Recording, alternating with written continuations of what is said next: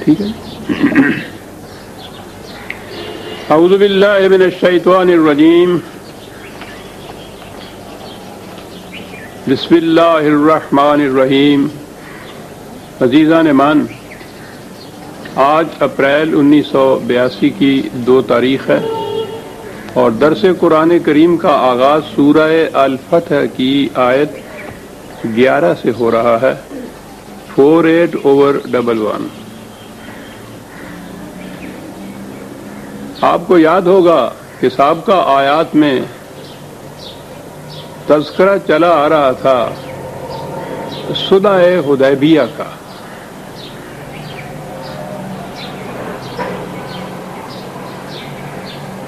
اس واقعہ کی اہمیت اور نزاکت کا اندازہ اس سے بھی لگ سکتا ہے کہ قرآن کریم نے بڑی تفصیل سے اس کا ذکر کیا ہے. قریب قریب یہ پوری سورہ فتح اسی کے بیان پر مشتمل ہے. اس میں خاص بات اور بھی آئی، جیسا کہ میں نے پہلے بھی کہا ہے، نبی اکرم صلی اللہ علیہ وسلم کے خلاف جو کشمکش و شورش تھی، اس میں ایک تو یہ قریش تھے، کھلے بندوں دشمن، میدان جنگ تک کے لیے آنے والے. یہ ان کا کریکٹرسٹک جسے کہتے ہیں، یہ چیز ان کی قومی خصوصیت کہہ لیجئے کہ یہ کھلے بندوں دشمنی ہوتی تھی، کھلے بندوں دوستی ہوتی تھی. یہودیوں کو تو چھوڑ دیجئے، وہ تو شروع سے ہی ان کا کریکٹر، ان کے کردار ہی یہ چلا آ رہا ہے کہ ہر قسم کی منافقت ان کے ہاں جائز. لیکن خود عربوں کے ہاں بھی یہ جو قبائل تھے بعض، اور وہ زیادہ تر مدینہ طیبہ کے گرد و پیش کے جو قبائل تھے، ان کی یہ کیفیت تھی. انہیں اعراب کہا جاتا ہے. حضور تشریف لائے مدینہ میں تو یہ قبائل بھی اسلام لے آئے، لیکن ان کے اسلام کے متعلق خود قرآن کریم نے یہ بات واضح کی، اور وہ بڑی اہم چیز ہے. لیکن ہماری اہمیت تو قرآن کی تلاوت تک ہی رہ گئی. یہ سب چیزیں تو بیان اس لیے ہوئی تھی کہ ہم اس آئینہ میں اپنے عکس کو دیکھیں کہ شکل کیسی ہے. 49/14 49/14. قالت الاعراب آمنا. میں نے عرض کیا کہ یہ وہ لوگ ہیں جو مسلمان ہو گئے ہیں، ہو چکے ہیں. قرآن اس کی شہادت دیتا ہے ان کے اس قول کی کہ یہ اعراب کہتے ہیں کہ ہم ایمان لے آئے ہیں. قل لم تؤمنوا، اے رسول ان سے کہہ دو کہ نہیں، تم ایمان نہیں لائے. غور طلب چیز ہے. وہ ہماری اصطلاح میں وہ مسلمان ہو چکے ہیں، وہ کہہ رہے ہیں کہ ہم ایمان لے آئے ہوئے ہیں. یہ نہیں کہا گیا کہ نہیں یہ مسلمان نہیں ہوئے، یہ کافر کے کافر ہے. ان سے کہا کہ نہیں، یہ ایمان نہیں لے گا. کیوں نہیں؟ یہاں بات ان سے کہا کہ ان سے کہو کہ ایمان نہیں یہ لے آئے، وَلَٰكِنْ قُولُوا أَسْلَمْنَا. تمہیں ابھی یہی کہنا چاہیے کہ ہم نے اس مملکت کے سامنے اپنا سر تسلیم خم کر دیا ہے. اتنی سی چیز ہے جو انہوں نے کی ہے. کہو کہ یہی بات کہیں، وہ یہ نہ کہیں کہ ہم ایمان لے آئے ہیں. یعنی یہ جو سلطنت کے سامنے، مملکت کے سامنے سر تسلیم خم کرنا، سرنڈر کرنا جسے اپنے آپ کو کہتے ہیں، یہ نہیں تھا کہ وہ کافر کے کافر رہے تھے. ایک تو یہ شکل بھی تو تھی. ایسے لوگ بھی تھے جنہوں نے اپنے مذہب کو نہیں چھوڑا، مملکت کے سامنے انہوں نے سر تسلیم خم کیا، معاہدے بھی کیے، صلح بھی کی، شکست بھی کھائی. اس کے باوجود اپنا مذہب نہیں بدلا، لیکن یہ وہ لوگ تھے کہ جنہوں نے مذہب تو تبدیل کر لیا، جو کچھ بھی تھا پہلے، جسے ہم کہیں گے کہ مسلمان تو یہ ہو گئے، تو اپنے آپ کو وہ مومن کہتے تھے، آمنا کہ ہم ایمان لے آئے ہیں۔ کہا ان سے کہو کہ یہ نہ ابھی کہیں کہ ہم ایمان لے آئے ہیں، ابھی تو وہ اتنا ہی کہیں کہ ہم نے اپنا سر تسلیم خم کر دیا ہے اس نظام، اس مملکت کے سامنے۔ کیوں یہ نہ کہیں کہ ہم ایمان نہیں لے آئے، ایمان لے آئے ہیں؟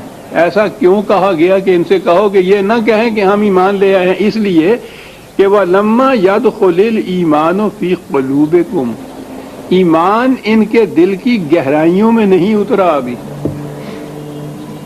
تو میں نے کہا تھا نا کہ یہ تو آئینہ ہے ہمارے سامنے کہ جس میں ہم دیکھیں اپنے ایمان کی شبیہ کو۔ جو ایمان دل کی گہرائیوں میں نہیں اترا اس کے متعلق کہا گیا کہ ان سے کہو کہ یہ کہیں ہی نہیں کہ ہم ایمان لے آئے ہیں، یہی کہیں کہ ٹھیک ہے اس مملکت کے سامنے ہم نے سر جھکا دیا۔ مملکت تو آج وہ ہے نہیں اسلامی کہیں بھی جس کے سامنے سر جھکانے کی بات ہے۔ ہماری کیا کیفیت ہے؟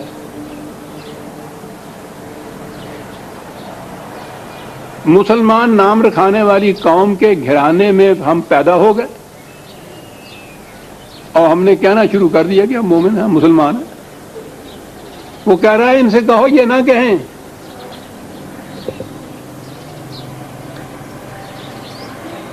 اب ایک تو چیز ہے مسلمان قوم، یہ ٹھیک ہے، تو مسلمان قوم کے فرد تو ہم بن جاتے ہیں پیدائشی اعتبار سے، جسے نیشنلٹی کہتے ہیں نا آج کل کی اصطلاح میں، قومیت جسے کہتے ہیں، وہ پیدائشی قومیت بھی ہوتی ہے۔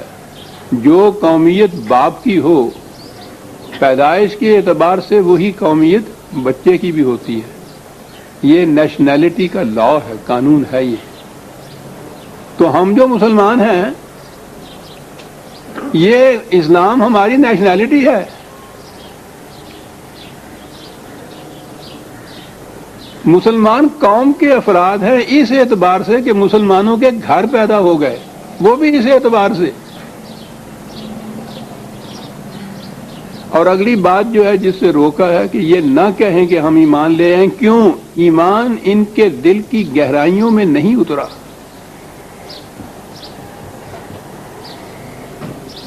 سوچنے کی بات ہے عزیزان من، اپنے اپنے دل کو ٹٹولنے کی بات ہے۔ کیا اس کی گہرائیوں میں کہیں کوئی رمق بھی نظر آتی ہے ایمان کی ہمیں؟ ہم سے تو اگر کوئی پوچھے کہ تم کیوں مسلمان ہو، ہمیں تو اس سادہ سا سوال کا جواب بھی نہیں آئے گا۔ یہ تو یہ رہی بات، یہ بات کہ مسلمان کہتے کس کو ہیں، اس سوال کا جواب بھی ہمارے پاس نہیں۔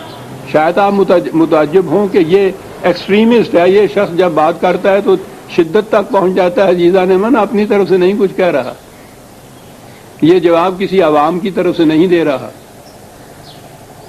آپ کے ہاں کے بڑے بڑے جید علماء کرام،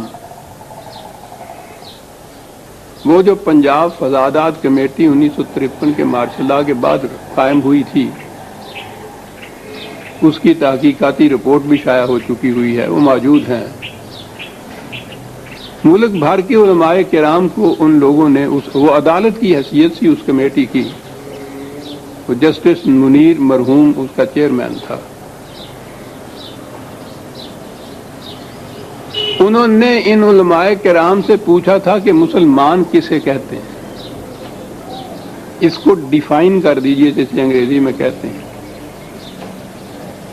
آپ حیران ہو گئے کہ ان حضرات میں سے اکثر و بیشتر تو وہ تھے جنہوں نے کہا تھا کہ وہ انگریزی میں کہتے ہیں نا وی ریکوائر نوٹس، کہ یہ ایسا سوال نہیں ہے کہ ہم فوراً ہی اس کا جواب دے دیں کھڑے کھڑے، اس پہ تو بہت کچھ غور و فکر کی بات ہے، سوچنا پڑے گا، تحقیق کرنا پڑے گا، اس کے بعد کہیں جا کے یہ پتہ چلے گا کہ مسلمان کسے کہتے ہیں۔ ویسے یہ روز بڑے فخر سے اعلان کرتے ہیں کہ فلاں آیا تارا مسیح اور ہم نے اس کو مسلمان کر دیا، ہمارے ہاتھ پہ وہ ایمان لے آیا، فلاں مولانا صاحب کے دستے سعادت ماپ میں مشرف با اسلام ہو گیا، مسلمان ہو گیا، مسلمان نام رکھ دیا، یہ سب کچھ کرتے ہیں۔ پوچھا گیا کہ مسلمان کہتے کس کو ہیں،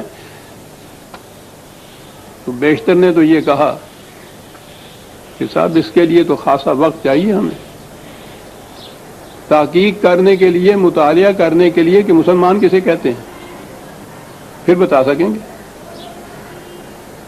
اور جنہوں نے کوئی جواب دیا، کسی ایک کا جواب دوسرے سے نہیں ملتا تھا۔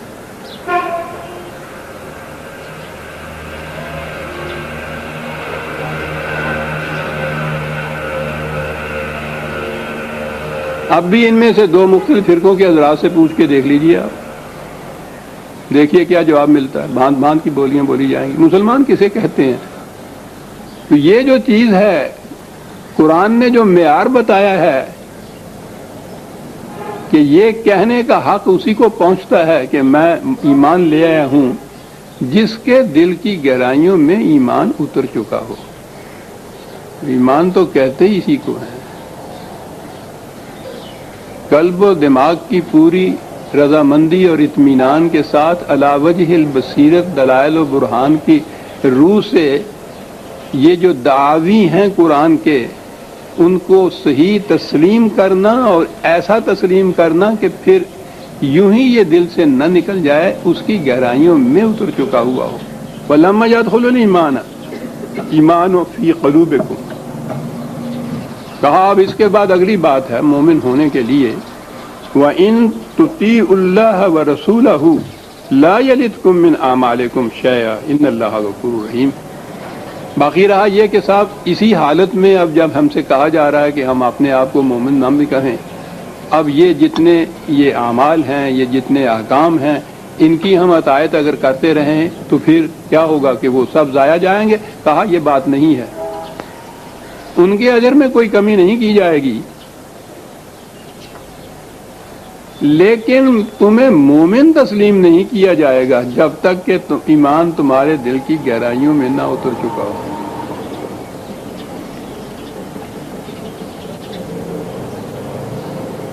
تو یہ تو قیامت تک کے لیے ایک معیار قائم ہو گیا ایمان کا۔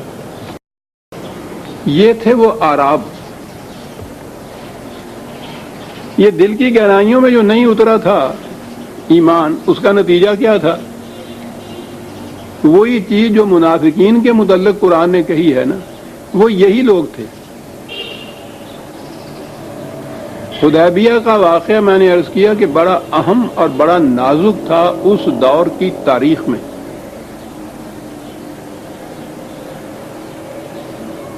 اس سے پہلے یہ 6 سال کے اندر، یہ 6 ہجری کا واقعہ ہے،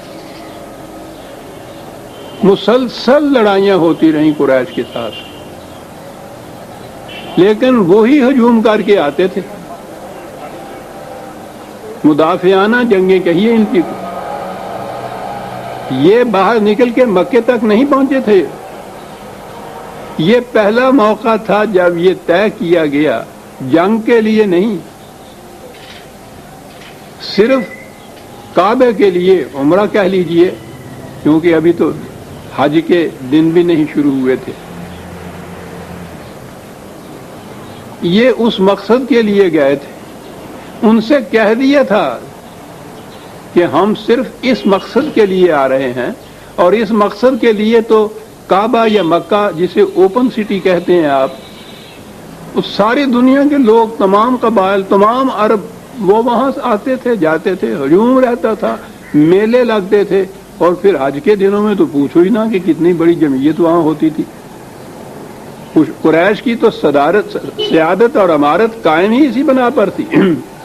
تو آپ نے یہ کہلا بھیجا کہ ہم اس مقصد کے لیے آ رہے ہیں۔ 1400 کے قریب صحابہ آپ کے ہمراہ تھے، جنگ کی کوئی بات نہیں تھی، تو روانہ ہو رہے تھے مکے سے۔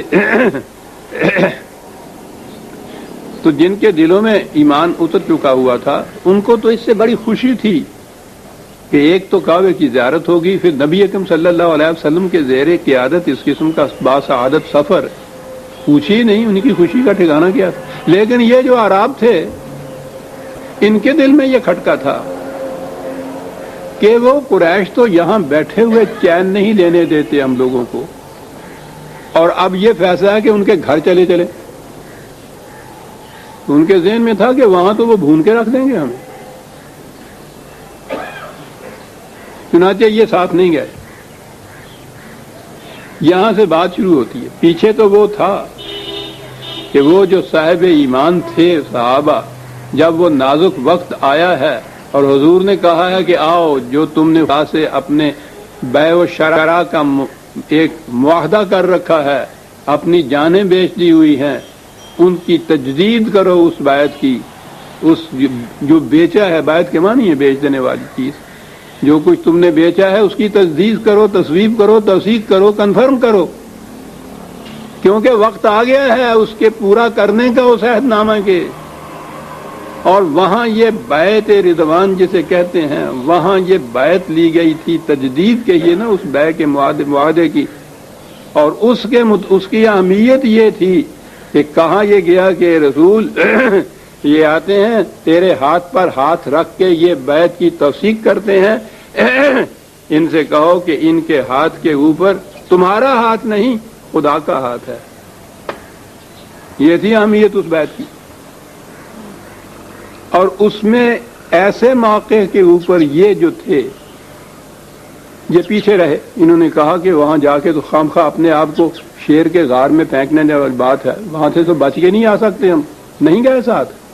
اب دیکھا کہ وہ جو کہا تھا کہ تمہارے دل کی گہرائیوں میں ایمان نہیں اترا، کس طرح اس کے مظاہرے ہو رہے ہیں عمل کے وقت میں. کہا کہ سَيَقُولَ لَكَ الْمُخَلَّفُونَ مِنَ الْأَعْرَابِ شَغَلَتْنَا أَمْوَالُنَا وَأَهْلُونَا فَاسْتَغْفِرْ لَنَا.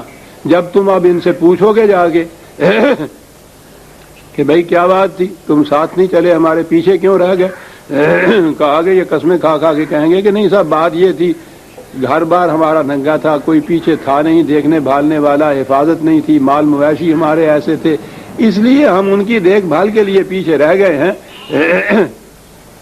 اس لیے ہمارا جرم وہ سنگین نہیں ہے کہ ہم نے بغاوت کی ہے، سرکشی کی ہے، غداری کی ہے، بس یہ اتنی سی بات تھی جس کے لیے ہم نہیں گئے، اس لیے ہمیں معاف کر دیا جائے، بارگاہ خداوندی سے ہمارے لیے معافی طلب کی جائے.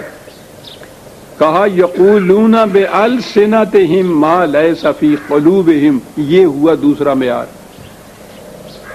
ایمان کے دل کے اندر نہ اترنے کا معیار، کہ یہ لوگ زبان سے وہ کچھ کہہ رہے ہیں جو کچھ ان. تو ایمان کی ایک شناخت تو یہ ہوئی، ایک نشانی یا ایک معیار یہ ہوا کہ دل اور زبان دونوں ہم آہنگ ہوں. ہزار خوف ہو لیکن زبان ہو دل کی رفیق. یہی رہا ہے ازل سے قلندروں کا طریق. قلندر کے معنی مردان مومن ہے. زبان ہو دل کی رفیق. دل اور زبان جو دل میں ہو وہی زبان پر ہو. پہلی شناخت یہ ہے کہ ان دونوں میں ہم آہنگی ہو. اگر یہ بات نہیں تو وہ منافقت ہے، کفر نہیں. کفر میں ہم آہنگی ہوتی ہے، انکار ہی صحیح. وہ دل سے انکار کرتے ہیں، زبان سے اس کا اعلان کرتے ہیں. یہ نہیں ہوتا کہ دل میں انکار ہوتا ہے، زبان پہ اقرار ہوتا ہے. یہ ان کی بات ہے، پہلی نشانی. اور دوسری نشانی یہ ہے کہ لما تقولون ما لا تفعلون. پھر جو کچھ تم کہتے ہو پھر وہ کر کے کیوں نہیں دکھاتے. یعنی قول اور عمل کی ہم آہنگی. تو ایمان کی لڑی یوں ہوئی کہ قلب اور زبان کی ہم آہنگی، اور جو زبان سے کہا جائے اس کی اور عمل کی یک رنگی. یوں ہوا. یہ ہوئے مردان مومن، جو دل میں وہ زبان پہ جو کہا ہے وہ کر کے دکھایا. غور فرمایا عزیزہ نے من اس آئینے کو آپ نے. دونوں چیزیں یہاں آ گئی.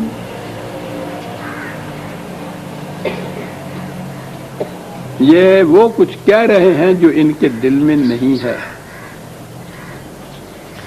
اور ویسے تو اب اس دور کے اندر تو وہ ہر ایک کی یہی قریباً کیفیت ہے، لیکن یہ جو مردان سیاست ہیں ان کا تو شیوہ ہی یہ ہوتا ہے.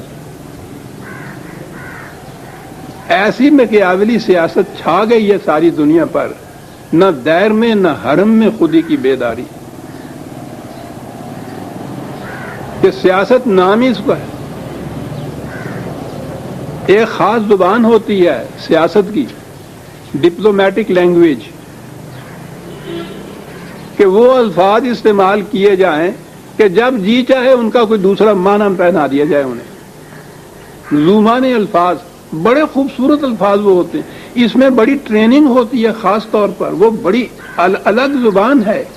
الگ زبان کے یہ معنی نہیں کہ انگریزی زبان وہ نہیں ہوتی. الفاظ ایسے ہوتے ہیں کہ جو ایسے زومانے الفاظ استعمال کیے جائیں کہ جب جی چاہے ان کا الٹا معنی اس میں سے نکلا ہے. Diplomatic language.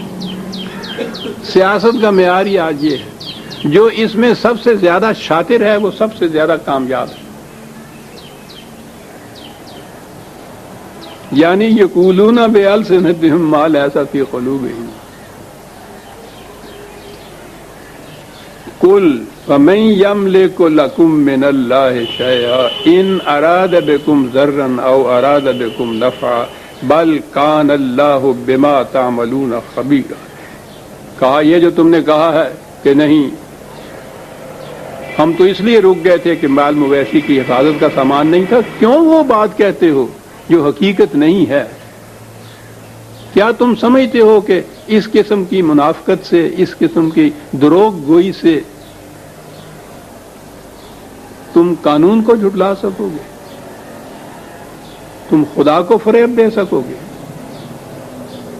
خدا کا قانون اس سے بڑا بالا ہے، اور اس کے پاس ایسے ذرائع ہیں معلوم اور تحقیق کرنے کے کہ جو کچھ تم کہتے ہو فی الواقع وہی ہے یا تم منافقت برت رہے ہو. اس لیے اس کی بالادستی سے تم نہیں بچ سکتے. تو یہ دو چیزیں پھر آج ہمارے سامنے آ گئی کہ اسلامی نظام یا مملکت جسے آپ کہیں گے اس میں یہ چیز بھی ہوگی کہ بالادستی اس میں قانون خداوندی کی رہے گی. مملکت کے پاس ایسے ذرائع ہوں گے اور ہونے چاہیے جن سے وہ معلوم کر سکے کہ کہنے والا جو کچھ کہہ رہا ہے یہ حقیقت ہے یا یہ فریب دے رہا ہے، اور یہ محض کسی ظن و گمان وہم کے اوپر یا گمان کے اوپر نہ ہو. فی الواقع ایسے ذرائع ہوں جن سے یہ چیزیں معلوم کی جا سکیں. یہ جو کہا ہے بل کان اللہ بما تعملون خبیرا، یہی بات نہیں ہے کہ خدا کو اس کا علم ہے. خدا کو اگر علم ہے اور وہ علم ادھر نہیں آتا تو اس مملکت کو یا ارباب حل و عقد کو ان کو اس سے تو کچھ فائدہ نہیں پہنچتا. خدا کو اس کا علم ہے. خدا کو کس بات کا علم نہیں ہے؟ لیکن آپ کو معلوم ہے منافقین کے متعلق خدا نے خود رسول اللہ صلی اللہ علیہ وسلم سے کیا کہہ دیا تھا؟ جتنا انہوں نے تنگ کیا ہے، یہ جو کھلی ہوئی لڑائیاں ہوئی ہیں ان کے ساتھ، قریش اور دوسرے لوگ جو تھے ان کے ساتھ میدان جنگ میں، یا جتنی تکالیف انہوں نے پہنچائی ہیں اس مسلسل اس کشمکش کے اندر، وہ اتنی زیادہ کرب و اذیت رسان نہیں تھیں جتنی ان منافقین کی چالیں تھیں. یہ چین سے بیٹھنے ہی نہیں دیتے تھے. یہ کیفیت تھی. بہت جی چاہتا تھا حضور کا بھی صحابہ کا بھی یوں کہیے کہ یہ ذرا نکھر کر معلوم ہو جائے کہ ان میں سے کون کون سے اس طرح کے منافق ہیں. خدا نے کہہ دیا رسول سے کہ ہم نہیں تمہیں بتائیں گے، تمہیں خود ان کی چال اتوار کیریکٹر سے باتوں سے خود اندازہ لگانا ہوگا کہ ان میں سے منافق کون ہے اور پرخلوص مومن کون ہے. ہم نہیں بتائیں گے. تو خدا نے جو کہا کہ ہم جانتے ہیں جو کچھ ان کے دلوں میں ہے، تو جب تک وحی کے ذریعے سے خدا حضور کو نہ بتائے جو خدا کا علم ہے، تو از خود تو حضور کو نہیں علم ہو سکتا. از خود کے لیے وہی طریقہ بتایا جو ہمارے آپ کے بھی کام آ سکے کہ تمہیں خود معلوم کرنا ہوگا. ورنہ اگر خدا اپنے اس علم کی روح سے جو معلوم کیا ان منافقین کے متعلق اطلاع دے دیتا رسول اللہ صلی اللہ علیہ وسلم کو تو ٹھیک ہے، وہ پہلے دن سے ان کو خارج کر دیا جاتا، لیکن یہ ہمارے لیے اسوہ رسول اللہ تو نہ بن سکتا نا، اس لیے کہ ہمیں تو خدا وحی کے ذریعے سے نہیں بتلائے گا کہ اس سے بچ کے رہنا، یہ منافق ہے، فریب دے جائے گا، دھوکہ دے جائے گا. تو ہمارے لیے کیا بات اسوہ ہوئی؟ یہ کہ خدا نہیں بتائے گا، تمہیں خود معلوم کرنا ہوگا. کیا بات ہے عزیزان. اور فرماتے ہیں کہ قرآن کی ہدایت کس طرح ہمارے لیے ابدی طور پر بھی ایک ہدایت نامہ بنتی ہے. کہا ان سے کہو کہ اصل میں بات یہ ہے، بل ظننتم ان لن ينقلب الرسول والمؤمنون الى اهليهم ابدا وزين ذلك في قلوبكم وظننتم ظن السوء وكنتم قوما بورا. کہنے لگے بات یہ تھی، تمہارے دل میں یہ بات تھی کہ یہ جا تو رہے ہیں لیکن وہاں سے یہ بچ کے نہیں آئیں گے. یہ تھا تمہارے دل میں ان کے متعلق یہ گمان اور یہ ظن، جس کی بنا پر تم نے یہ کہا کہ ہمیں ساتھ نہیں جانا چاہیے. یہ تو اپنے آپ کو ہلاکت میں منہ میں دھکیلنے کی بات ہے. یہ تھا گمان تمہارا. تو آپ دیکھتے ہیں کہ یہ چیزیں جتنی بھی ہیں قدم قدم پہ نظر آتی ہیں کہ منافقین کا یہ شیوا ہوتا ہے. بات یہ تھی دل میں، گئے اس لیے نہیں تھے ساتھ، پوچھا تو کہا یہ کہ نہیں صاحب دل سے تو ہم تمہارے آپ کے ساتھ ہی تھے. بات اصل میں یہ تھی کہ گھر بار خالی تھا، حفاظت کرنے والا کوئی نہیں تھا، اس لیے ہم رہ گئے. قرآن بتاتا چلا جا رہا ہے کہ یہ بات تھی، ان نے گمان یہ کیا تھا کہ تم بچ کے نہیں آ سکو گے.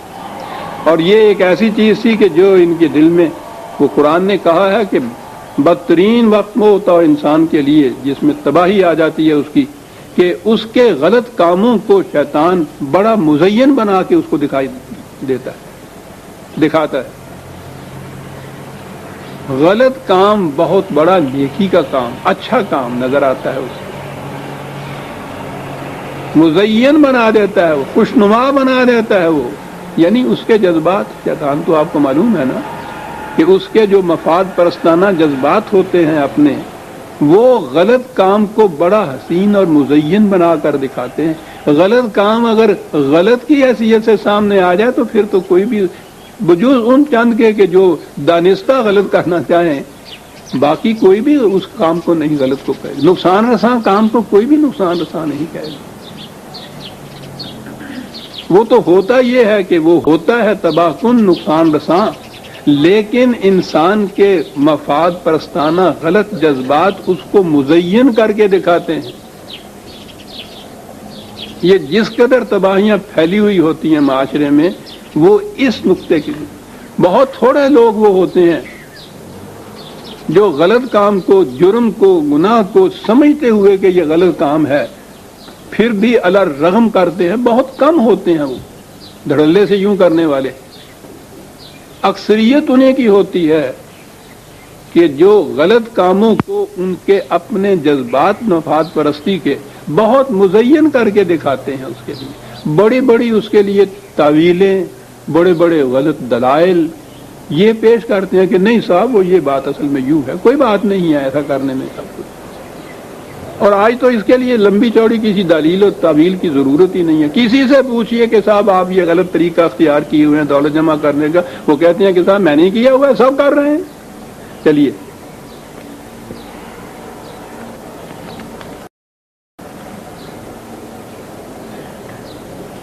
سو سنار کی ایک لوہار کی، ایک ہی دلیل، سب کر رہے ہیں. تو ہے سب کر رہے ہوں، جو غلط کام وہ صحیح ہو جاتا ہے، مزین کر کے دکھا دیتے ہیں.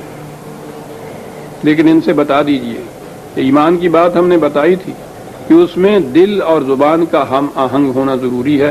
وَمَن لَّمْ يُؤْمِن بِاللَّهِ وَرَسُولِهِ فَإِنَّا أَعْتَدْنَا لِلْكَافِرِينَ سَعِيرًا. یاد رکھو، جو اس طرح سے ایمان نہیں لاتا کہ ایمان دل کی گہرائیوں میں اتر چکا ہو، دل اور زبان ہم آہنگ ہو، قول اور عمل کے اندر یک رنگی ہو، اس کا نام ایمان ہے. جو یوں ایمان نہیں لاتا تو پھر سمجھ لیجئے کہ اس کے عمل و امید کی کھیتیاں جھلس کر رہ جاتی ہیں، تباہی جیسے کہتے ہیں اس کے مقدر بن کر رہ جاتی ہے۔ باقی رہا خدا، یعنی اس کو ضرورت نہیں ہے ان کی اس امداد کی اور نصرت کی اور تقویت کی کہ وہ ان کو اپنے ساتھ رکھنا چاہتا ہے، اس کو تو ووٹنگ کی بھی ضرورت نہیں ہوتی، اس کے لیے تو وَلِلَّهِ مُلْكُ السَّمَاوَاتِ وَالْأَرْضِ، ساری کائنات کے اندر اسی کے قانون کی انہوں نے کہا تھا نا کہ ہم سے یہ جو بھول ہو گئی ہے نہیں ساتھ جا سکے، یہ اس کے لیے وجہ ہے، دلیل ہے، اور کہا یہ تھا کہ اس کی ہمیں معافی دے دیجئے، یا خدا سے کہیے وہ ہمیں اس کو معاف کر دے، مغفرت جسے کہا جاتا ہے۔ تو آپ کو تو معلوم ہے، اب آپ تو برسوں سے سنتے چلے آ رہے ہیں، درس کی یہ اصطلاح، قرآن کی یہ اصطلاحات بھی آپ کے سامنے آ چکی ہوئی ہیں، اس لیے ہر موقع کے اوپر مجھے زیادہ تفصیل میں جانے کی ضرورت نہیں ہوتی۔ وہ مشکل البتہ یہ ہوتی ہے ضرور کہ جو اب آپ نئے نئے آتے ہیں درس میں، ان کے دلوں کے اندر کچھ سوالات اور اس قسم کے شکوک ابھرتے ہیں، وہ پھر بعد میں مجھ کو کوئی چٹھیاں لکھتے ہیں، کوئی آ کے پوچھتے ہیں، لیکن یہ تو درس میں ہو نہیں سکتا کہ ہر مقام پہ وہ ساری تفصیل جو میں 20 برس سے بیان کرتا چلا آ رہا ہوں ہر درس میں اس کو دہراتا جاؤں، یہ نہیں ہوتا درس کے اندر۔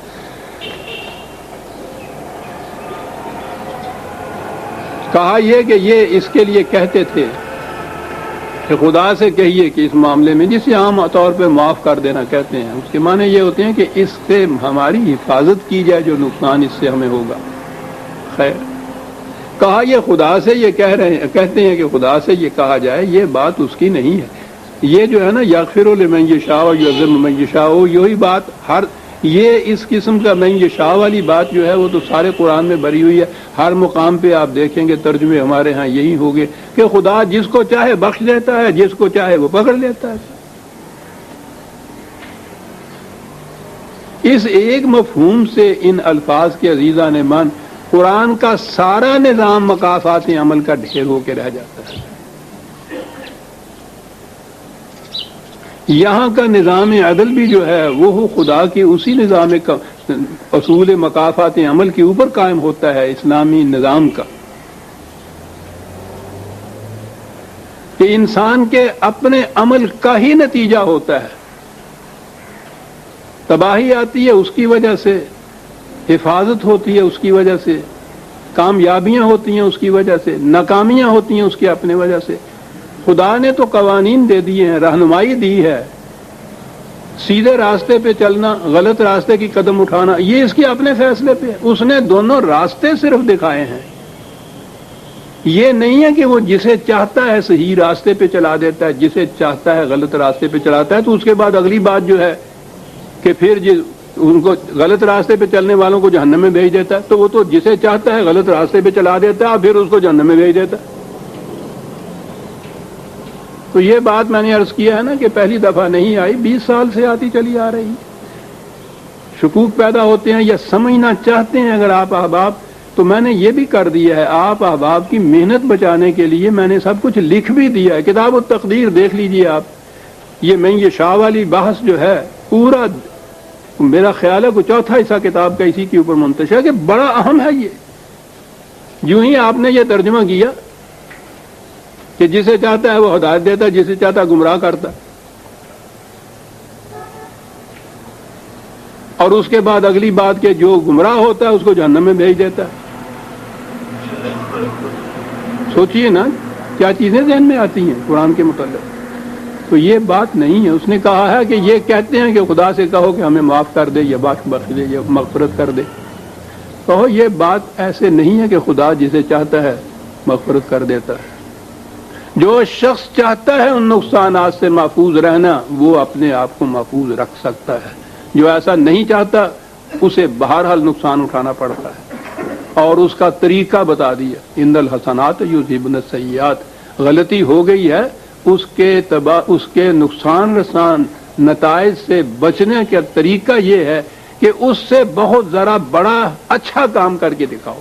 حسنات جو ہیں وہ سیئات کو لے جاتی ہیں۔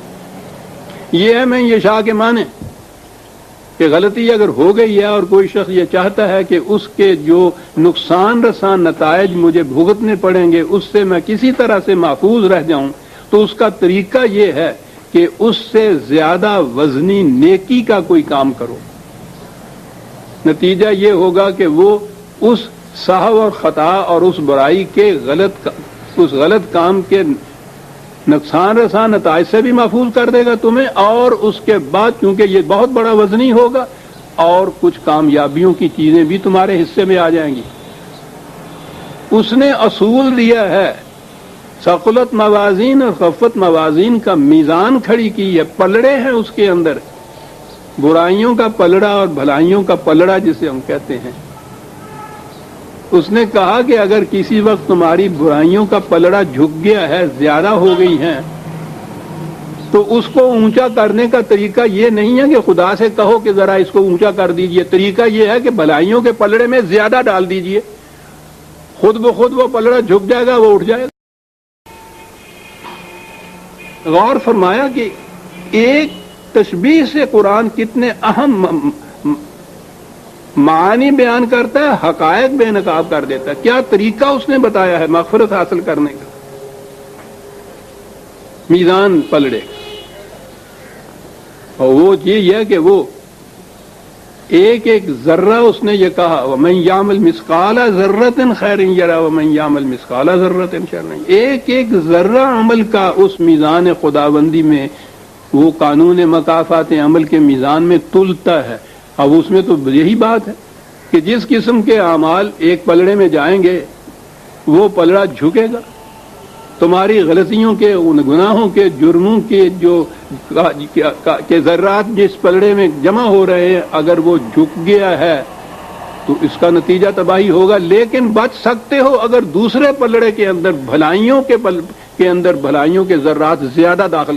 یہ طریقہ ہے من یشاء کا، یہ انسان کے اوپر ہے، یہ ذمہ دار ہے اپنے ہر کام کا۔ یہ نہیں ہے کہ خدا جس کو چاہتا ہے جہنم میں بھیج دیتا ہے، جسے چاہتا ہے جنت میں بھیج دیتا ہے۔ جو جنت میں جانا چاہتا ہے وہ جنت میں جانے والے کام کرے، وہ جنت میں چلا جائے گا۔ جو نہیں جانا چاہتا، جہنم میں جانا چاہتا ہے، برائیوں کا کام کرے، جہنم میں چلا جاتا ہے۔ جو اس قسم کے کاموں کے بعد ندامت کے اشک ندامت، اس کی ارکے ندامت اس کی پیشانی پہ آتے ہیں، اور پھر وہ صرف اتنا نہیں ہے کہ وہ جسے ہم توبہ کہتے ہیں کہ یا اللہ میری توبہ اس نے کہہ دیا، معاملہ ختم ہو گیا، وہ کام کرے کہ جو ان غلط کاموں کے نقصان رساں نتائج کا ازالہ کر سکے اور کچھ اس کے حصے میں مثبت پازیٹو اور اس کے حصے میں بھی آ جائے۔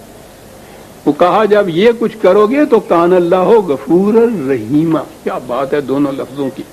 میں نے ابھی عرض کیا ہے نا کہ زیادہ اچھے کام کرو تو ایک تو وہ جو غلط کاموں کا نتیجہ تھا نقصان رساں، اس سے بچ جاؤ گے، وہ تو ہو گیا غفور، اس سے بچانے والا، بخشنے والا نہیں ہے، بخشش کا سوال نہیں ہے، وہ بچاتا ہے۔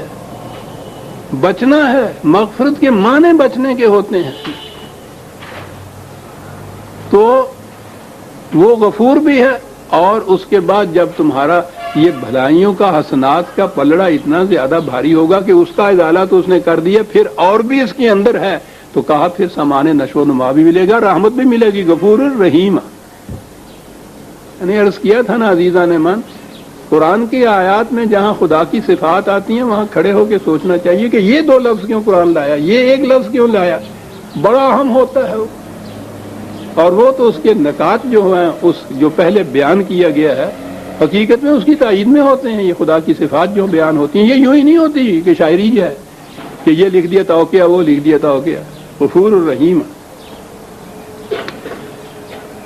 سَيَقُولُ الْمُخَلَّفُونَ إِذَا انطَلَقْتُمْ إِلَىٰ مَغَانِمَ لِتَأْخُذُوهَا ذَرُونَا نَتَّبِعْكُمْ يُرِيدُونَ أَن يُبَدِّلُوا كَلَامَ اللَّهِ۔ کہا جب تم کامیابی حاصل کرنے کے بعد یہ غنائم جو تمہیں حاصل ہوں گے، جنگ سے مال غنیمت ملے گا اور جو کچھ حاصل ہوگا، اس کی جھولیاں بھر بھر کر جب تم واپس لوٹو گے تو اب یہ ان کا جی جل جائے گا، کیوں ہو ہم ساتھ کیوں نہ چلے گئے، ہمارے حصے میں بھی یہ جو کچھ آ جاتا. کہا یہ اس وقت کہیں گے کہ صاحب ہمیں جو ہوا ہے اس کو تو چھوڑ دو، اب ہم تمہارا اتباع ضرور کریں گے، اطاعت کریں گے، اور ہمارے اس وعدے کی بنا پہ اس میں سے ہمیں حصہ دے دو.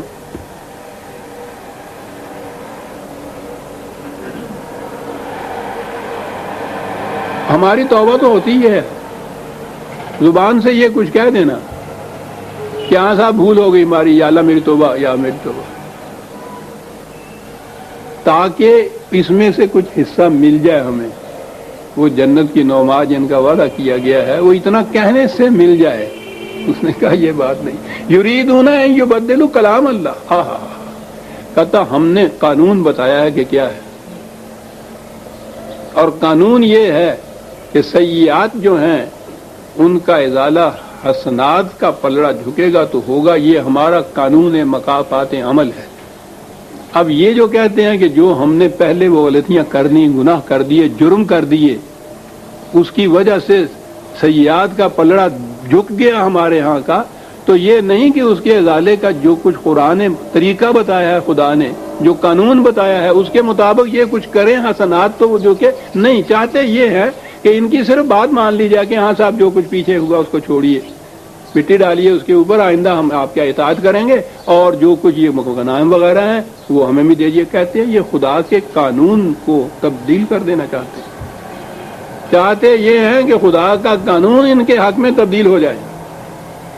وَلَن تَجِدَ لِسُنَّتِ اللَّهِ تَبْدِيلًا. وہ کسی کے حق میں کبھی تبدیل نہیں ہوا کرتا.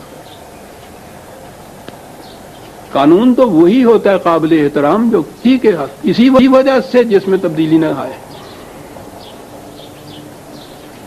اگر وہ انسانوں کے بنائے ہوئے قوانین میں تو یہ ہوتا ہے نا کہ جس قسم کا جی چاہا بنایا اور جس قسم کا جب جی چاہا اس کو ترمیم کر دی. ترمیم کے معنی بدل دینا ہوتا ہے نا اس قانون کو. کہتا خدا کے قانون میں یہ نہیں ہوتا. یہ چاہتے یہ ہیں کہ خدا کا قانون ان کی مرضی کے مطابق بدل جائے. قُل لَن تَتَّبِعُونَا كَذَلِكُمْ قَالَ اللَّهُ مِن قَبْلُ كَذَلِكُمْ قَالَ اللَّهُ مِن قَبْلُ. کہا یہ جو خدا نے کہہ دیا تھا نا پہلے ہی کہ تمہارے دل کے اندر کچھ اور ہوتا ہے، زبان پہ کچھ اور ہوتا ہے، اس کی بنا پہ یہ بات بھی یوں قابل تسلیم نہیں ہے کہ تم نے یہ کہہ دیا کہ پچھلے کی جو پیچھے ہو چکا ہے اس کو درگزر کیجئے، آئندہ ہم ایسا کریں گے کہ اتنے سے ہی تمہاری بات مان لی جائے اور ہم کہہ دیں کہ ہاں صاحب مخلصانہ طور پہ تم مومن ہو گئے اور آؤ ہمارے ساتھ. کہا یہ نہیں ہو سکے گا. وہ تو اس کے بعد اپنے عمل سے، اپنی روش سے یہ ثابت کرنا ہوگا تمہیں کہ فی الواقعہ جو کچھ ہم کر گزرے تھے اس پہ ہمیں ندامت ہے. آئندہ ایسے کام کر کے دکھاؤ جس سے معلوم ہو جائے کہ فی الواقعہ تمہارے دل کی گہرائیوں میں ایمان اترا ہوا ہے. یہ ہے طریقہ، ایسے کرنا ہوگا تمہیں. فَسَيَقُولُونَ بَلْ تَحْسُدُونَنَا. جب تم ان سے یہ کہو گے کہ نہیں اس طرح سے یوں ہی ایک عرضی دے دینے سے تو معافی نہیں مل سکتی، اس کے لیے تو یہ کچھ کرنا ہوگا. کہا ہم نے جو کہا تھا نا کہ ان کے دلوں میں کچھ اور ہے، تم دیکھو گے اس کے بعد یہ کہیں گے کہ صاحب یہ اتنی شرطیں ورتیں جو تم ہم پہ عائد کر رہے ہو، اصل میں بات یہ ہے کہ تم ہم سے حسد کرتے ہو کہ یہ بھی ہمارے جیسے کیوں بن جائے. حسد کرتے ہو، بالکل ٹھیک بات ہے. جواب اس کا کسی غصے میں نہیں دیا، گالی نہیں دی، پھٹکارا نہیں ہے. بل کانوا لا یفقہون الا قلیلا. بات یہ ہے کہ جو کچھ ہم نے کہا ہے یہ اس کو سمجھ ہی نہیں رہے، سمجھنا چاہتے نہیں. بہت تھوڑے ہیں کہ جو تفقہ سے کام لیتے ہیں، سمجھ سے کام لیتے ہیں.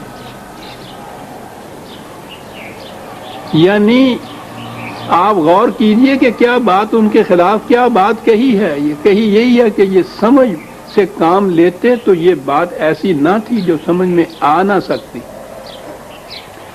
وہ جذباتی باتیں ساری کر کیے چلے جا رہے ہیں. پہلے غلط بیانی، پھر جھوٹے دلائل، پھر منافقت کا پردہ، پھر اس قسم کا وعدہ کہ جی آئندہ ہم یہ کچھ کریں گے. یہ جذباتی چیزیں تھیں. قرآن دلائل دے رہا ہے کہ نہیں بھائی قانون کی روح سے یہ بات ہے. یہ تو حسنات کا پلڑا ہے جو سیئات کے پلڑے کا ازالہ کر سکے گا. بات سمجھنے کی ہے، سوچ لو. کہا بات یہ ہے کہ یہ سمجھ بوجھ سے تو کام نہیں لینا چاہتے، جذباتی طور پہ وہ چاہتے ہیں کہ وہ بھی جذباتی طور پہ آپ کے لیے کچھ کہیں، آپ بھی جذباتی طور پہ کہہ دیں کہ اچھا چلو جاؤ معاف کر دیا. کہنے گے یہ بات یہاں نہیں ہے. قانون اسی کا قانون کہلا سکتا ہے عزیزان من جو جذبات سے بلند ہو. جبکہ کوئی قانون انسان کسی بشر کسی انسان کے قلب کے اندر سے نکلے گا، قلب کی رنگینی کا اثر اس میں کسی نہ کسی حد تک آ جائے گا. خواہ ایک فرد ہو، آمریت ہو، خواہ جمہوریت ہو اس قسم کی، خواہ ساری دنیا کے انسان مل کے بھی کیوں نہ قانون بنا دیں، اس میں ان کے اپنے جذبات کی رنگینی کا عکس ضرور آ جائے گا. اور یہی ہے بنیادی نقص جو مغرب کی جمہوریت میں ہے. اسلام قانون سازی کا حق کسی انسان کو دیتا ہی نہیں ہے. قانون صرف خدا کے بنائے ہوئے دیے ہوئے ہیں، اس میں جذبات کی بات نہیں ہوتی. خدا تو جذبات سے بہت بلند ہے نا. اور وہی قانون ہے کہ جو ابدی بھی کہلا سکتا ہے، غیر متبدل کہلا سکتا ہے، مکمل کہلا سکتا ہے، بدل نہیں سکتا. جذبات نہیں اس میں. تو قانون کی تو پہلی شرط یہ ہے جذبات کا دخل نہ ہو، اور وہ مرغ بعد نما کی طرح مصلحتوں کے تابع روز بدلتا نہ رہے.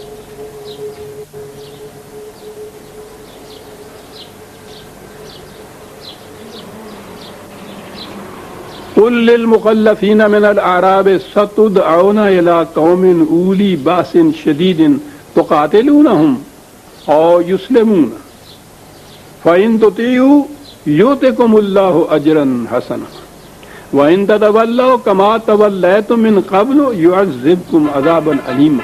ان سے کہو کہ بات بڑی صاف سی ہے. یوں ہی زبانی کچھ کہہ دینے سے اور تسبیحوں پہ یہ توبہ کے ورد کر لینے سے تو یہ بات نہیں بنتی. تم کہہ رہے ہو نا کہ آئندہ آپ دیکھیے گا کہ ہم اطاعت کریں گے اور مقابلہ آپ کے ساتھ جائیں گے، تو کہنے لگے یہ بات کوئی دور کی نہیں ہے، یہ لڑائیوں کا سلسلہ تو جاری ہے ابھی. اس کے بعد جو جنگ ہوگی اسی میں دیکھ لیجئے گا، آئیے گا. اگر تم نے صدق کے دل سے ساتھ دیا، میدان جنگ میں ساتھ گئے، جہاں فروشیوں کا ثبوت دیا آپ نے، تو یہ جو پہلے آپ سے غلطی خطا اور سہو ہو گیا ہے، جسے تم کہتے ہو معافی، اس کی معافی یوں ملے گی. اس کے لیے تو خون کی قیمت دینی پڑے گی. تو دیکھ لیں گے ہم کو، دیر کی بات کیا ہے. چلیے یوں صحیح دیکھیے آپ نے توبہ کے لیے شرط کیا لگائی گئی. اور یہ حدیبیہ کی صلح کے بعد پہلی جنگ جو ہوئی تھی خیبر کی جنگ تھی، جو یہودیوں کے ساتھ ہوئی. بڑی سخت جنگ تھی وہ.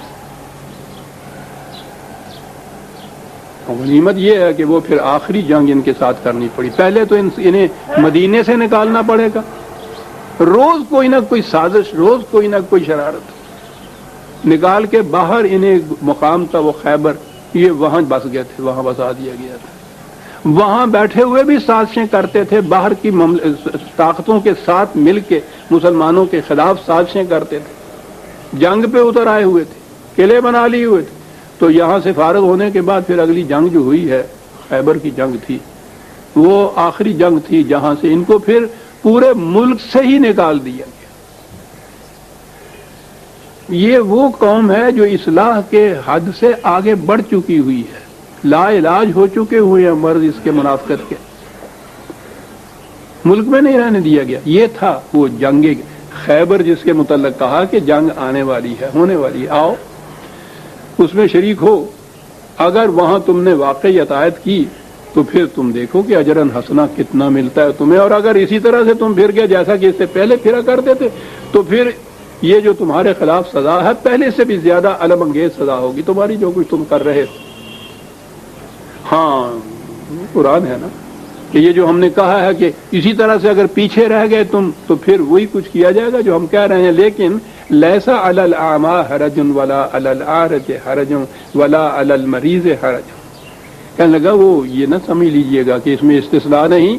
مریض جو ہیں ٹھیک ہے وہ نہیں جا سکتے، لولے لنگڑے ہیں وہ نہیں جا سکتے، اندھے ہیں وہ نہیں جا سکتے، تو یہ جو ہم نے کہا تھا نا جو نہیں جائے گا اس کے خلاف یہ سزا دینے والی تدبیر اختیار کی جائے گی، تو اس میں مستثنا ہیں یہ لوگ۔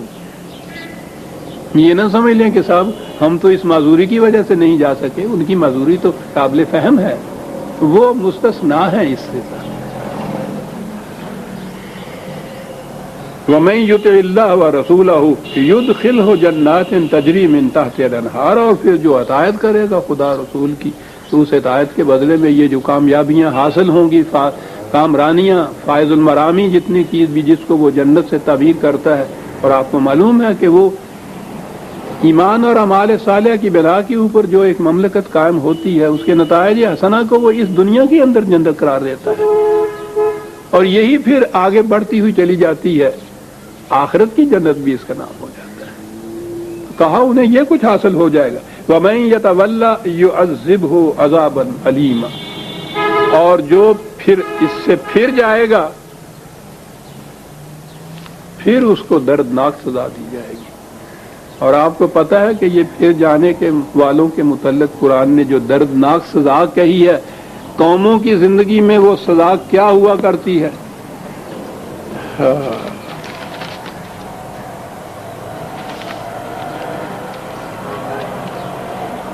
کہا سن لو وہ سزا کیا ہوتی ہے۔ قومیں جب حق کے راستے سے پھر جاتی ہیں تو اس کے بعد ہوتا کیا ہے، اور وہ غلط نظام قائم کر لیتی ہیں، خواہ وہ ان اعراب کی طرح اپنے آپ کو مسلمان ہی کیوں نہ کہنے والی ہوں، اور یہ تو جو مخاطب بھی ان کو کیا گیا ہے کہ جو واقعی مسلمان قوم تھی۔ وَإِن تَتَوَلَّوْا، ان سے کہہ دو کہ اگر تم پھر گئے اس نظام سے، يَسْتَبْدِلْ قَوْمًا غَيْرَكُمْ، تو وہ تمہاری جگہ ایک دوسری قوم لے آئے گا، ثُمَّ لَا يَكُونُوا أَمْثَالَكُمْ، وہ پھر تمہارے جیسی نہیں ہوگی۔ استبدال قومی، یہاں افراد کے جرائم کا ذکر نہیں ہو رہا، قوم کی قوم کا ذکر ہو رہا ہے۔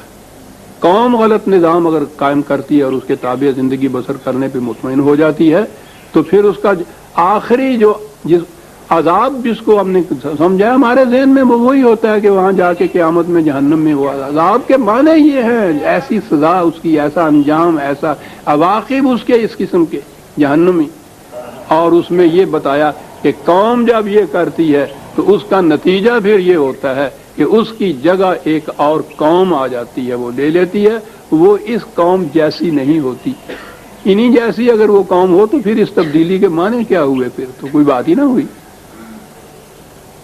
وہ ان سے بہتر قوم ہوگی جو ان کا جگہ لے گی۔ لیکن یہ بہرحال یہ قوم جو ہے اس کو ہٹا دیا جائے گا، اور میں سمجھتا ہوں کہ اس سے بڑا درد انگیز عذاب کیا ہے کہ قوم زندہ تو وہ رہے لیکن محکوم ہو جائے ایک دوسری قوم کی جو اس کی جگہ آ جاتی ہے۔ جگہ آنے کے معنی یہ نہیں ہے کہ وہ ان افراد کو یہاں سے جھاڑو پھیر کے نکال دیتی ہے اور ان کی جگہ آگے آ جاتی ہے۔ ایسا بھی ہوتا ہے کہ بیشتر ان میں سے قتل ہو جاتے ہیں، بیشتر ان میں سے بھاگ جاتے ہیں، قید کر لیے جاتے ہیں، لیکن قومی استبدال کے معنی یہ ہیں کہ ایک قوم کی حکومت، کامرانی، کامیابی، اس کی جگہ دوسری قوم آ جاتی ہے، وہ ان پہ غالب ہو جاتی ہے، یہ محکوم ہو جاتے ہیں دوسری قوم کے، اور یہ سب سے بڑا عذاب گنایا ہے قرآن کریم نے۔ سورہ الفتح کی آیت 17 تک ہم آ گئے، عزیزان من 18 سے آگے، اور ایک اعلان ذرا سا افسوسناک بھی۔ آپ کو معلوم ہے اب آپ کو کہ میں ہر سال آپ حضرات سے کچھ چھٹی مانگا کرتا ہوں،